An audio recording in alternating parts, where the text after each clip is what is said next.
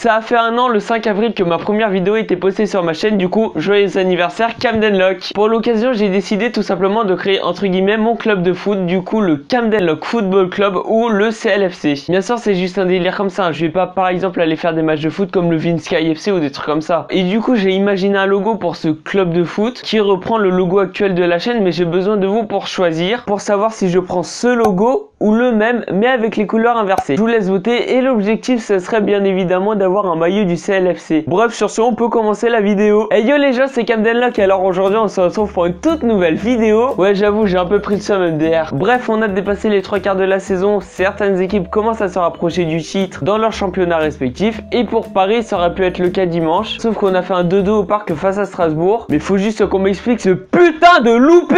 Mais ça, Choupo-Moting, comment tu peux faire ça? Tu stoppes la balle sur la ligne. Je suis désolé mais j'ai jamais vu un tel raté dans un match de foot. Bref, qui dit fin de saison dit annonce des maillots pour la saison prochaine. On va donc voir les futurs maillots probables des grands clubs européens pour la saison prochaine. On va donc commencer bien évidemment par le Paris Saint-Germain et le maillot domicile qui devrait reprendre les bases du maillot de la capitale. Un maillot bleu avec une bande rouge verticale au milieu, accompagné bien évidemment d'un contour blanc. Mais leur sponsor ne sera plus Fly Emirates parce que leur contrat se termine à la fin de la saison avec le PSG. Et du coup pour la saison prochaine on aura le droit au sponsor Accor Live Limitless. Accent anglais à chier.